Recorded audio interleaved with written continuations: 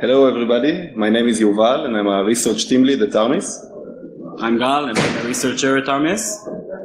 Today we're going to talk to you about our research dubbed TL so let's get going. Okay, so a quick word about Armis. Armis is a company that does passive network monitoring, asset inventory and anomaly detection. We are part of the research team, which is focused on vulnerability research of embedded systems. We discover critical vulnerabilities that impact billions of devices and design and innovate security solutions in order to mitigate the risk coming from IoT devices.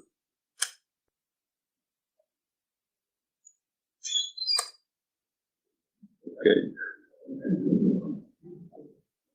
Not very innovative.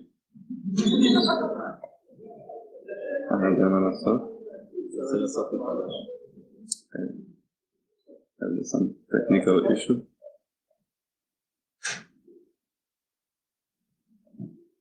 Okay.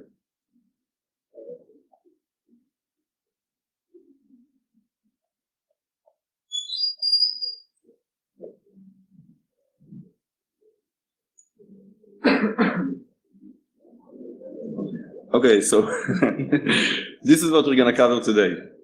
What TLS actually is, what is CPS and how it can be used as an attack vector, how we found and exploited some of the vulnerabilities, and some of the implications that arise from our research. And of course, a live demo, you should expect some smoke. So, TLS is a set of 3 critical vulnerabilities on APC's smart UPS product line, as you can see here. They enable remote code execution from the internet, and using them can cause physical damage to the device or its surroundings. These devices are very common, with over 20 million units sold, and according to our data, they can be found in 8 out of 10 enterprises around the world. So what is CPS? CPS stands for Cyber Physical Systems. Essentially, it means connected computers with physical abilities, and these computers can be found all around us, like door controllers, autonomous vehicles, smart air conditioning, and advanced medical devices. And the fact that these devices have physical abilities makes them a target. Like this case of a hack at a German steel mill that caused, quote, massive damage. In this case, there were no casualties, but you don't need to imagine too hard a different scenario. Like this case of the hack of the Ukrainian power grid back at 2015. It is the first confirmed hack to take down a power grid, leaving more than 230,000 residents in the dark. And if you ask yourself, what about the backup systems of the control centers? First, the attackers reconfigured the UPS responsible for providing backup power to the control centers. So we now know that UPSs are a target for hackers in the real world, but this was only reconfiguring it. Attacking it directly can cause much more damage. What is a UPS? UPS stands for uninterruptible power supply, ensuring connected devices don't suffer any downtime. But a spoiler alert, our research will put this on. So, in the normal operation, the UPS just transfers power from the grid to the connected devices. But in the case of an outage, it automatically switches to the battery, not letting the connected devices suffer any downtime. And these devices cannot suffer any downtime, because by definition they are mission critical, like medical devices, OT equipment, or IT equipment. Our research focused on a device set by APC, which is a part of Schneider Electric since 2007, and it was chosen because it is the market leader in what is called smart UPSs. In this case, smart UPS is a branded name by APC. Historically, UPSs were fully analog devices, but they become smarter, letting software control more of the operation of the device. Some of these devices have a feature called Smart Connect, which is basically a dedicated Ethernet port connecting the device to the cloud. So we have a CPS device that we know is a target for hackers and is connected directly to the internet. So we ask ourselves, is there a potential risk here? And in order to answer this question, we laid out the milestones for this research. First, find a viable internet attack vector and find out if there is one. Second, find a remote code execution vulnerability. And last, find a way to tamper with the output power of the device, showing how this CPS device is dangerous in its own way. So let's overview this Smart Connect feature. The first thing to notice is that this cloud is a cloud in the classic sense, meaning it is not inside the network, it is really in the internet. And the second thing is that this device is the one creating the communication with the server. So it can bypass firewalls or NAT gateways or other defensive infrastructure you have. This is how the UI looks like. It indicates the battery power or the firmware version. And another almost hidden feature is that the cloud can perform remote firmware updates to the device. And this is in the network perspective. There are two things to note here. First, the device performs the communication via TLS, and this is how it's encrypted and authenticated. And second, the device, before the communication, performs a DNS query of the cloud's domain. So an attacker could potentially attack with this attack vector if they could perform a DNS spoofing of the and get a man in the middle. But this is not theoretical. This is something that have happened in the past. Take this tweet referring to what was thought to be a 2017 hack of WikiLeaks. It was later found to be DNS spoofing of the domain of WikiLeaks, showing that this is something that equipped attackers can facilitate even in modern times. So we can safely say that we have found our internet attack vector. Now to the second step, finding the remote code execution vulnerability. These are the steps we're going to need to take in order to find this vulnerability. First, find the firmware in order to reverse it and get to the second step, actually finding the vulnerability. And they should be as severe as possible before authentication takes place, without any user interaction needed, and as we said, from the internet. For those of you who come from the endpoint security world, we essentially aim at a zero-click vulnerability. So let's dive in. As to the firmware. The firmware file can be achieved from the update wizard supplied by APC. And as you can see in the histogram on the right, it seems to be encrypted, with most bytes distributed equally. Some bytes are more common than others, as you can see in the little spikes, but long story short, we didn't find a way to brute force the decryption of the firmware file. So we went on a different approach. The board itself. There we found two SOCs, or CPUs. One of them is closer to the PHY, which is the chip that is responsible for parsing and sending of Ethernet frames. We figured, because these two are close, that SOC number 2 is the one that is responsible for the network operation of the device, which is where we hope to find the vulnerability.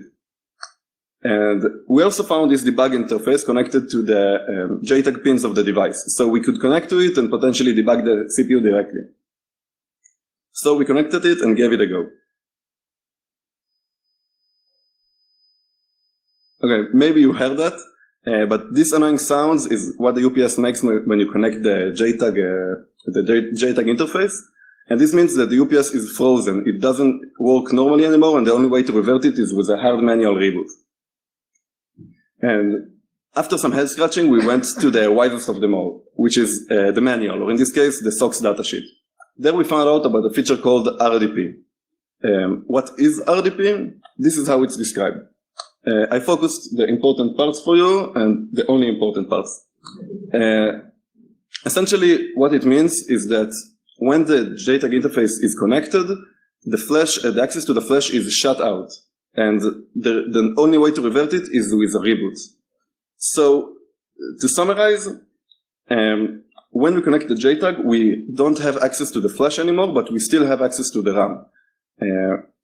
The only way to revert it is with a reboot, but we get a snapshot of the RAM in the same moment we connected the debugger. So we can just dump the firmware, but we didn't give up. We just needed a little help from a little friend. And in this case, it is a smaller UPS by APC. We label these two with and without, because only one of them has the Smart Connect feature we talked about. But they are both smart, so they're both part of the Smart Connect device family. Only one of them, both of them has RDP, but on one of them it is turned off. So this is surprising because we already know that APC knows about this feature and how to use it, but nonetheless it was turned off. We just connected the debug interface, dumped the firmware, and could reverse it without any problems. We focused on the decryption process in order to decrypt the original firmware's decryption, and unfortunately, they have a different encryption. This was not the end of it because we found the last clue.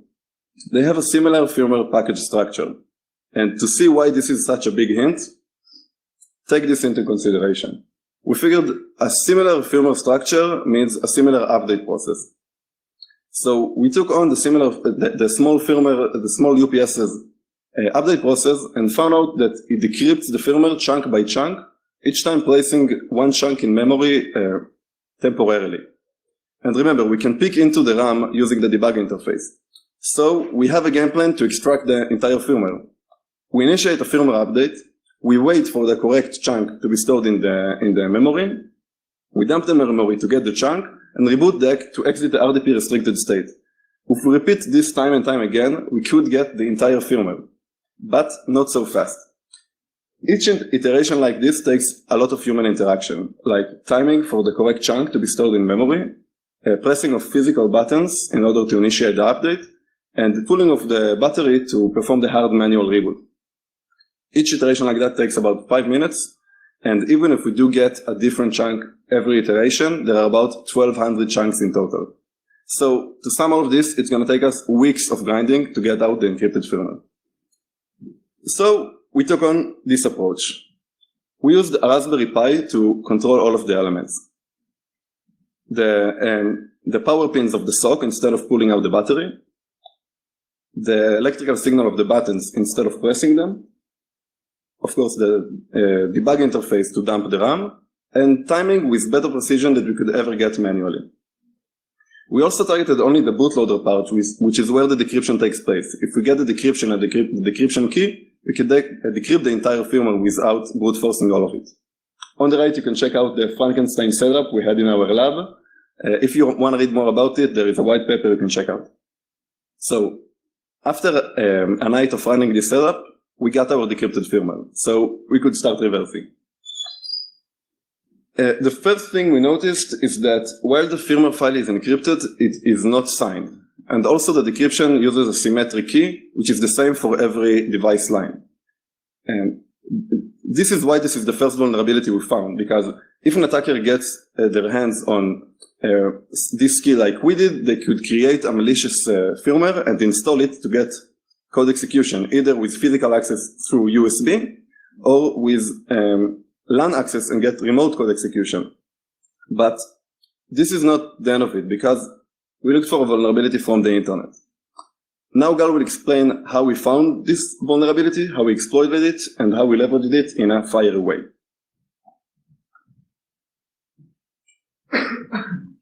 Okay, so as Yuval said, we were looking to expand the internet attack surface, the remote code execution surface from the LAN to the internet. And we already know that devices supporting the Smart Connect feature expose themselves to an internet attack surface. And we know from black box traffic inspection that the Smart Connect uses TLS as its authentication mechanism. So to challenge the integrity of this authentication process, we dipped in and took a look in the firmware that we just decrypted, and we found that for the TLS implementation, the APC uses an external library called NanoSSL, developed by Mokana, a company that supplies third-party cryptographic solutions. And though the use of external libraries... This is not the demo. Yeah, this is not the demo yet, but it's a hint. The use of external libraries, it has a lot of advantages on the one hand, but on the other hand, it also brings in a built-in uncertainty, especially when closed source libraries are used. And if they have bugs, they bring their bugs with them to your code. But even if the external library is implemented perfectly with no bugs at all, it doesn't mean that a careless usage of the external code cannot put your code in risk. If the glue logic that connects the external code to the internal code relies on wrong assumptions, if the API is not used as documented in the manuals, it can put your code at risk. And we have a perfect example here. We can see that APC uses the Mokana functionality, but it completely ignores the return value. It trusts Mokana to handle the errors internally and do whatever needed. But on the other end, we know that Mukana instructs the user to handle the error that it propagates up, and, for example, shuts the connection down if necessary. And this seemingly minor confusion, minor issue, we were able to elevate it to two critical vulnerabilities: zero-click that enables us to do basically everything from the internet. And the first one is a heap overflow vulnerability that we will not detail in this talk. It is also detailed in the white paper that Yuval mentioned before. The vulnerability that we will detail about is the TLS authentication bypass vulnerability that basically allows us to masquerade as the APC's cloud, and from there we can use the Smart Connect features, and this is basically the last missing piece of the puzzle to have an internet attack scenario. But to understand this vulnerability, we first need to be familiar with kind of a niche TLS feature called TLS resumption. And this feature allows parties to reestablish their connection using their already proven trust between them after the first authentication. And what they do in their first authentication, they first exchange session ID, and then they do the authentication and exchange keys. And after that, the generated key, the master secret that it is used for the encryption and decryption of communication, is stored along with the session ID. So when they want to reestablish the connection, they can simply just present the session ID once again and hop straight to the communication phase without going through the handshake phase once again, and simply use the master secret from before. But this feature comes with a hidden risk, because if one party somehow manages to convince the other one that they should resume the session that did not even start the first time, it means that the default side will fetch master secret that was not generated, and it's an undefined secret, and this undefined secret might be predictable depending on the code base of the TLS implementation. And if it's predictable, it means that authentication can be bypassed. And in our case, we already know that the Mukana API handling bug ensures that the session remains hanging regardless of the error code. And we can see that the session ID is stored during the handshake process, but the master secret is generated only after a successful handshake. This means that if we fail right after storing the session ID in place, we can try to launch a pre-authentication resumption attack with the same session ID, as can be seen here. We can start with sending a bad handshake with the session ID of our choice.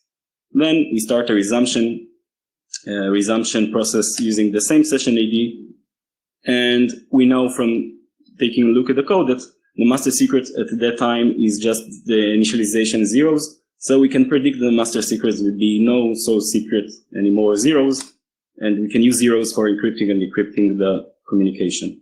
And by doing that, we just bypassed the authentication. And we'll see how we do that step by step. So we need to send two packets. The first one is using a magic ID, a session ID that we choose, and an invalid cipher suite, FDFD. It starts with setting the resumption boolean to false. Then it compares the received session ID to the stored one, but for the first packet it always fails because the stored one, the session ID was not stored in the object yet.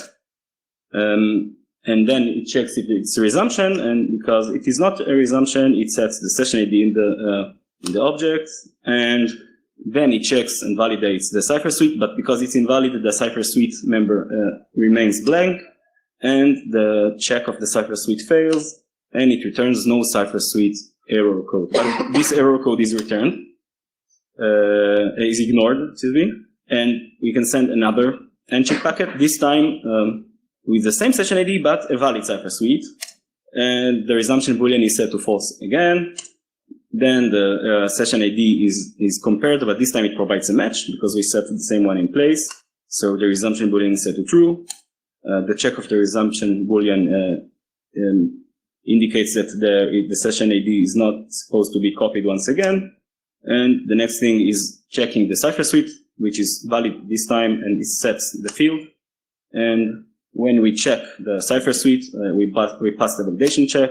And because it's a resumption flow, we try to fetch the key from the memory, but because it was not initialized, it was not generated, it's only zeros. And we can see how it looks in Wireshark. So the client starts, the UPS starts with sending client hello message, and the malformed, the malicious attacker sends two server hello packets of itself. The first one, highlighted in red, is the session ID we chose and an invalid cipher suite. And the second one in blue uses the same session ID, but a valid cipher suite. And from there, we can see that they keep communicating as like trusted parties with applicative messages. And by doing that, we can now connect three different dots. We know that we can bypass the authentication of the Smart Connect. We know that the Smart Connect feature allows us to perform a remote firmware upgrade. And we also know that we have a vulnerability of the missing signage of the firmware. And combining these three allow an attacker to basically install from the internet a self-crafted malicious firmware. But we have the remote code execution, of course, and we wonder what can an attacker do by installing a malicious firmware? What would he want the firmware to do? So we have, of course, the common risk of using the UPS as a bridge to the internal network and using the installation of the firmware as a persistent stronghold inside the network. And from there, an attacker can spread to other connected devices. And basically from there, the way to launch a ransomware attack is pretty short. But we want to highlight the abilities of the UPS with its own uniqueness and the unique characteristics. And we also know that the UPS supplies power to mission-critical devices.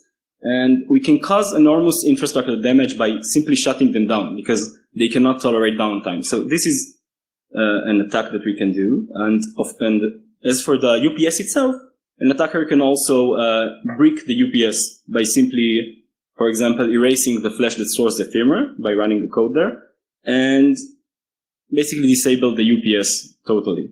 But we wanted to look for maybe some more sophisticated attacks to please our pyromania. And to measure the maximum potential impact, we should have a better understanding of the system. So we start with the most basic principle of the UPS operation, which is converting the DC voltage of the battery to an AC power signal that imitates the power grid power signal. And the more it's similar to the power grid signal, the better. And to perfect this output signal, the UPS software is involved, but we wanted to measure how much. And to understand that, I'll take you to a short journey to the innards of a modern smart UPS. But for simplicity, I'll first split the UPS blocks to two halves. So we have the left half, which is responsible for all the communication interfaces from the display panel, the USB, and the Ethernet ports. And this is the CPU that we researched by this point, and there we found our vulnerabilities that we just presented. But when causing damage and causing power damage is what we're looking for, the right half is much more interesting. The Texas Instruments CPU supervises all the electrical operation. And for example, it switches between relaying the power inputs when available or the battery inputs when the power grid is down.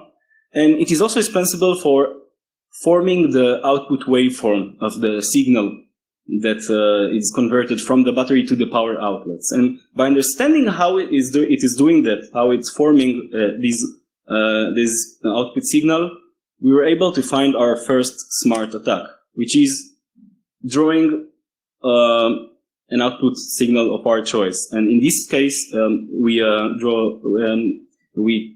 attempted and achieved an overvoltage signal using a square wave signal that reached up to more than 330 volts. Compared to the 330 volts that the European power grid uses. And we could manipulate the frequency of the signal as well. As you can see here at 210 hertz instead of 50 hertz.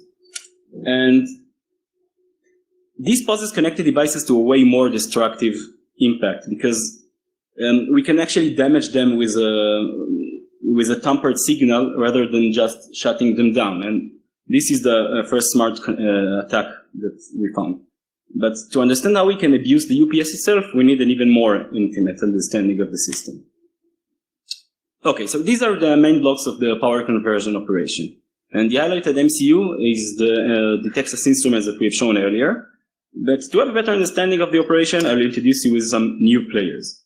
And we'll start with the H bridge. This is a key component of the power conversion process because it allows the changes in the polarity of the voltage. It's connected to a battery on top and ground on bottom. And by transferring between three different states, we can have positive voltage on the load, negative voltage on the load, or zero voltage that we'll ignore to simplify the model. But we'll be back to the H-bridge shortly. And this is the battery that is connected, that supplies the voltage to the H-bridge. This is the UPS battery. And it is connected in parallel to a capacitor called DC link capacitor. It's like a superhero. It's a team player. Its purpose there is to handle the current that develops because of the pulses, the changes in the voltage in the H-bridge, and it absorbs these currents and protects the other components of the circuit by doing so. And the next component is the transformer, which is this is just a pair of coupled inductors that it is used as the load of the H-bridge, and its purpose is to convert the digital pulses to an analog AC waveform like the output expects. And this is the actual output, the load, the power outlets of the UPS. And last but not least is the MOSFET drivers block, which is just a bunch of integrated circuits that are used as mediators between the MCU and the H-bridge. That's all we need to know about it. But let's start with understanding how the H-bridge is used to convert DC signal to AC. So, as we mentioned, by closing only Q1 and Q4, we can have positive voltage on the transformer, on the load, and negative voltage when closing the other diagonal pair. And we go back to positive voltage and back and forth. So we get a steady pulse-like signal that alternates the direction periodically, like an AC signal. But in the analog world, these pulse-like signals are not isolated from other parts of the circuit, and connected components react to meaningful voltage changes of each other. And such relation exists between the transformer voltage and the battery voltage that supplies the H-bridge.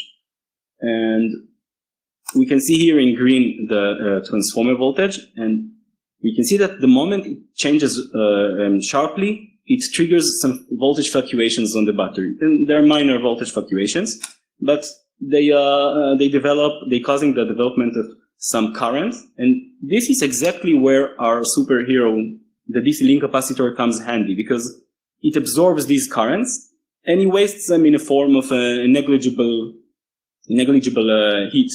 But it's really negligible because it cools off fast enough between the periods, and the whole operation can keep happening in steady state. But we do understand that it is a very risky point to look on, because we can control the H-bridge, we can orchestrate the H-bridge, because we took over the Texas Instrument MCU using the vulnerability. So we ask ourselves, what state would we want the H-bridge to be founded to cause damage? And thinking of that, the answer is not very sophisticated. It's quite simple. If we close the switches of the same side simultaneously, we connect the battery directly to the ground, and by doing that, we can basically blow the UPS up.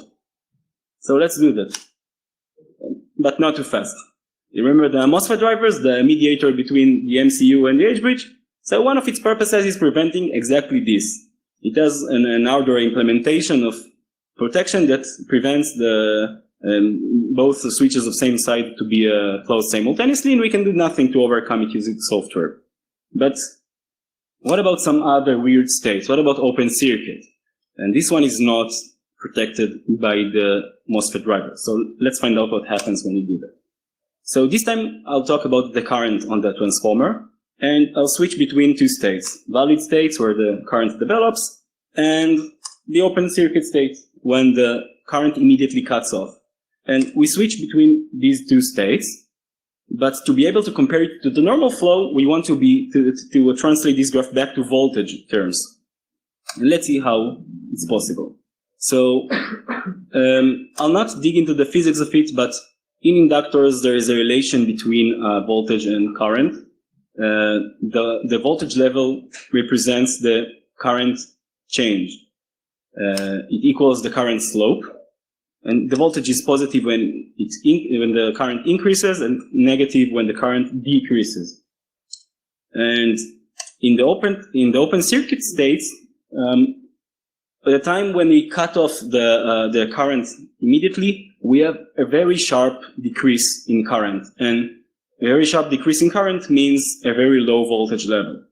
And when the current stabilizes, of course, the voltage equals 0, and then it goes up a little bit. But every time in every period when the current cuts off, we have a very low voltage level. And how low? You can see right here. So this is a capture of the oscilloscope in our lab during these periods of current cutoff. We can see in yellow the transformer voltage, and in red the battery voltage. And this is the exact moment of the current cutoff. And we can see that the voltage decreases dramatically from the battery voltage level of around 26 volts to an amazingly low level of minus 54 volts. And this change triggered the fluctuation that I mentioned before of the battery voltage. And it fluctuates for an amazing and huge margin between 40 volts and 7 volts. And it happens fast, very fast, at around 1 microsecond. And putting these numbers together, we can calculate that the current that flows through the DC link capacitor will get to an astonishingly high level of almost 100 kiloampere current. That's a lot. That's really a lot. And let's see what happens to the DC link capacitor when this happens. So the DC link capacitor starts at around the room temperature, let's say 25 degrees Celsius. This is the bar on the right. And the moment we cut off the current and the battery voltage starts fluctuating and develop current, the capacitor starts heating up. But it's not heating up too much, and it even starts to cool off between the periods. But when we have the second period of the cutoff, the temperature of the capacitor, it keeps heating up from a higher level than it was at the first cycle. And basically there is nothing to stop it from keep heating up. And it keeps heating up, and we left some software safety measures out of the malicious firmware.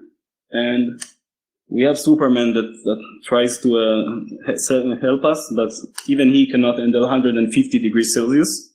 And the capacitor simply bursts and fills the room with evaporated electrolyte material and keeps the UPS remaining without any component that's supposed to save it from these current spikes. So, as we promised, I'll show you how a specific CPS device can be destructive in its own unique way. And I can actually, by understanding the specific system, can toast the UPS. And now, for the fun part, let's burn UPS right here live on stage. I will run the exploitation, and Yuval will explain what I'm doing. Okay, so while Gal prepares it, I will explain to you what's going to happen. Beforehand, this UPS is pre-hacked, meaning we already installed malicious firmware on it to save time during this demo. Gal will showcase both of the types of attacks he talked about. He will show power tampering, he will show attacking the UPS itself. So first, he will perform an undervoltage attack, sending a lower waveform to the lamp, connected lamp, and we'll see it shine really weak, On normal devices, this could cause undefined behavior. If it's connected to a server, it could operate 1 minute and stop operating the next. Right now, it's gonna be, yeah. Right now, we're only gonna see light. Okay. Great. What? Yeah. Okay. Under voltage, we said. It's really wonderful, yeah. Now we will change the waveform to perform over voltage. We will send out a square waveform, and it will get to about 330 volts. The light should shine bright, and it's gonna be noisy.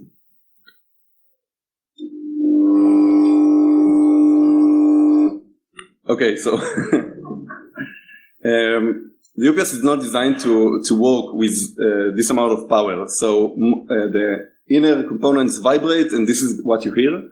And the bulb could potentially explode if it's going to do it long enough, which you want. If you missed it, we're going to show it again.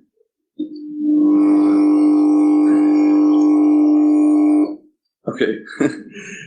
Now to the second type of attack, which is the main and final event, because after this, the UPS will not operate anymore.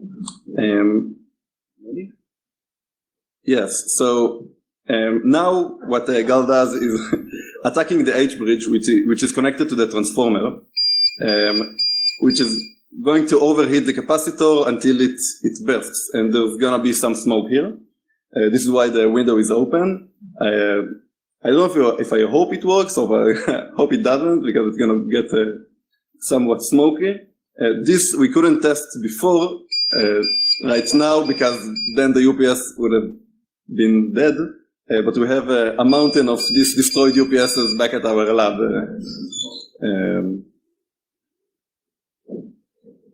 Check out. Oh.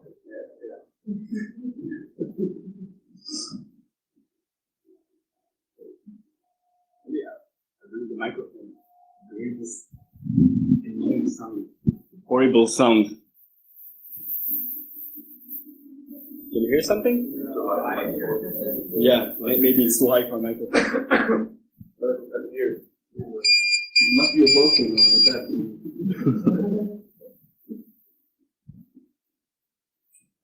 The capacitor is Superman is suffering right now. Pray for him.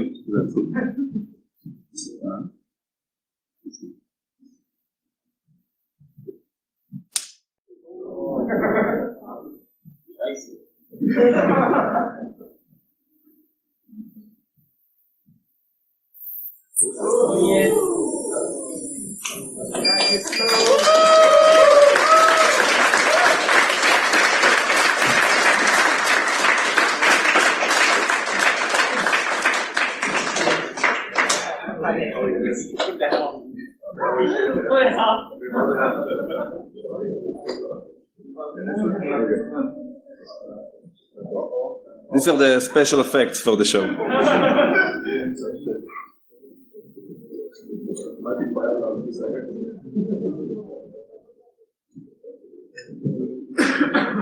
Okay. I'm really sorry for the smell, but yeah. I'm glad I didn't get bored. Yeah. So Gal stopped it pretty quick. On the blog we posted, there's a video of this performed in a safe environment. You can see just how much smoke it can get out. This could potentially, while it destroys the UPS, this could potentially hurt the surroundings. There's known to be sparks when this happens. And if it goes on long enough, it could create some spark that will go outside the UPS and damage the surroundings. So not only the UPS is in danger, not only the connected devices in danger, but also the surrounding devices are in danger. Okay, we're gonna let it steam for a bit.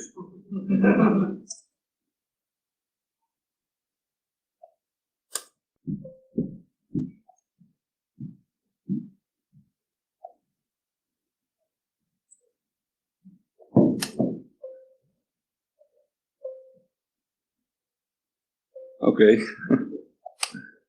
Okay. So, sorry. So, after that, I think we can safely say that we got the last milestone of this research, tampering with the power of the UPS, just like you've seen right now on stage. And to recap how easy it is to launch such an attack, let's look at it at a network perspective. First, see the normal operation of the cloud communication. First, the UPS queries the IP of the. First, the UPS queries the IP of the cloud, which the DNS will surely reply. The UPS will then supply proof and begin authentication, which the cloud is going to verify with its own proof, which the UPS is going to verify, and then they can safely exchange their messages. Now for the attack scenario. First, the attacker is going to poison the cache of the DNS. The UPS will begin with the same query, but this time the DNS will respond with the attacker's IP. The UPS will initiate communication, and the attacker will reply with a beautiful logo, which the UPS is going to mistakenly confirm. From there, the attacker can upload a malicious firmware and launch attack all throughout the network, attack connected devices, and the UPS itself, just like we've seen now in the demo. And if you want to know how you can be protected from such attack, the first thing there are three main things you can do simultaneously, and the first one of them is apply patches where applicable. We worked with Schneider to develop a patch for these vulnerabilities, so if you use one of these devices, you should go ahead and patch. The second thing is minimize the attack surface. In this case, it means that if you have the Smart Connect feature connected and you don't use it, you should disconnect it. And the last thing is to monitor communication. We've seen this in our clients, that sometimes network administrators don't know what devices they exactly have and whether or not they're connected to the internet. This way could let you know which devices you have, what versions are they if they're patched, and if there is an attack coming, you could be notified. This is the last security ring you can put in your organization. So the takeaways. The first thing is external libraries could be a weak spot. We've seen this in the Log4j case, and in this case, where external libraries expose the code base to an external risk. This kind of errors, like forgetting to close a socket, should not lead to remote code execution, but nonetheless, this glue logic is where the bug originates. The second takeaway is that every device you have facing the internet is a liability. The connection itself is an attack vector. So there are two main things you can do. You can patch and you can monitor communication, but the risk is there. And the last thing is that when you apply a cyber physical system in your network, you should take the physical aspect into account when assessing the risk. While ransomware and data exfiltration are serious issues, some devices hold the literal power to cause damage that are in ways that are all too easy to disregard. Or in other words, that's it. If you have some questions.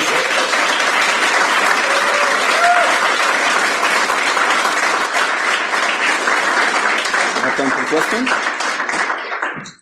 We have time for questions? I don't know. Hi, thank you for your talk, pretty cool. Just one question regarding the JTAG attack vector.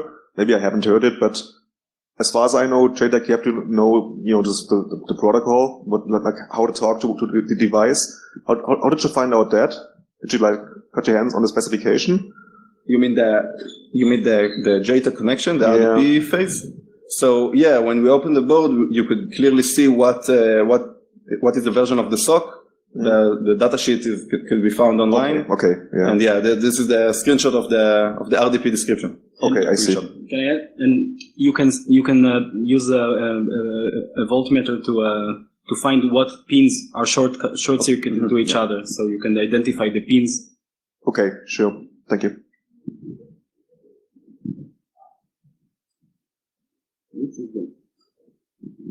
Thank you for the presentation. I would have 3 questions, if you don't mind. So first of all, the TI microprocessor connected over the UART interface. How could you attack this one? Was it part of the update process, or was the UART interface exposing a API that you can connect or talk to the TI processor? So if I got it correctly, the question, the UPS, once you connect it, it performs it begins to perform the DNS queries, so it automatically connects. And what the cloud can do, everything the cloud can do, an attacker can do if he bypasses the authentication. The question was the TI processor controlling the H bridge. Was this part of the update process that you did? Okay, so one of the most the fun parts, really fun of this vulnerability is that it allows to install a total firmware package. Mm-hmm. And this package includes the firmware of every component of the UPS. Thanks. So basically we're able to hop straight to the testing instruments. Okay, thanks. Second question would be, did you check for the battery? Could you mess around with the battery cells? Because as far as I know, they have much more potential to explode. Okay, so we really didn't want to harm ourselves, and it's pretty much dangerous. Having said that, we were trying to mess with products of lithium-ion batteries that are more tend to explode, and we found that the entire communication protocol and everything like this, but we decided that maybe for the sake of humanity, it's better to stop there. Okay. Hope it answers. But I like the way you think. And the third question would be, how long was the responsible disclosure process with Schneider, since it's a physical device? Yeah, so I think we began it was 4 or 5 months ago where we disclosed the vulnerabilities. The patch has been out, I think, for about a month. So if you use this system, you should probably have gotten an update. Okay, thanks. Yeah, check it. Oh, don't use it.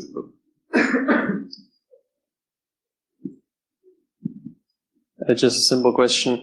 How much money went up in smoke during this research? Or if you can't answer that, how many of these UPS were sacrificed for a greater cause? That's a hard question to answer because I don't have it. But I think we perhaps tried about 5 or 6 of them during the process of the firmware extraction. We accidentally destroyed a few in a different manner, but we were able to fix them once we got the decryption process. And the burning part, I think perhaps 2 or 3. If you see a resale of a UPS device from Armis, don't buy it. Thank you.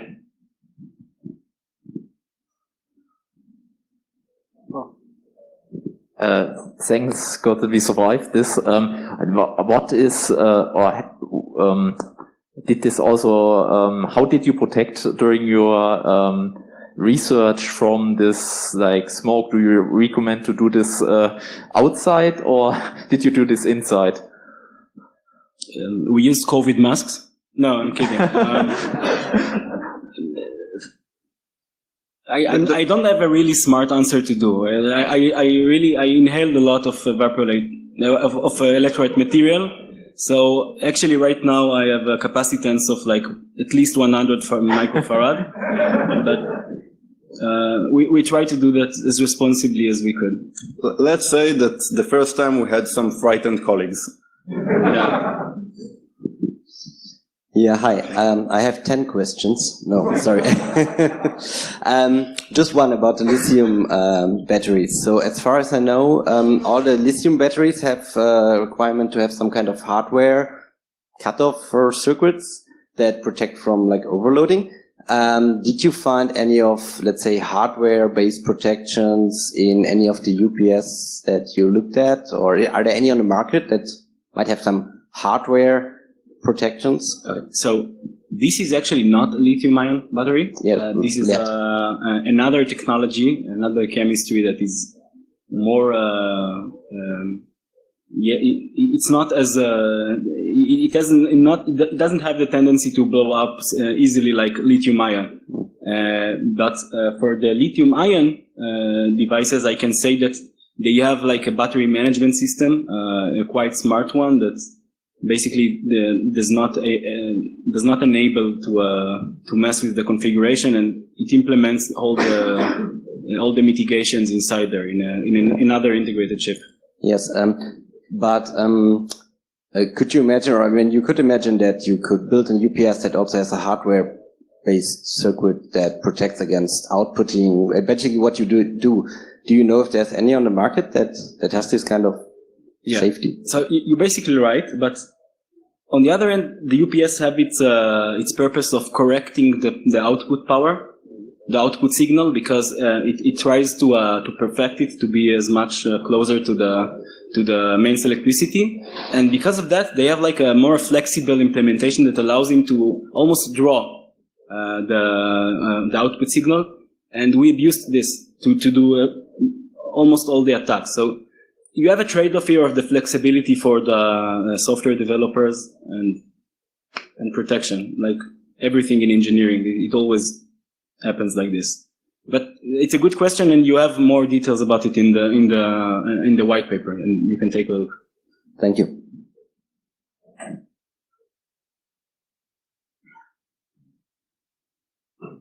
Okay, so we're going to hang outside for a bit. So if anyone has questions, they can ask us there. And thank you all for listening.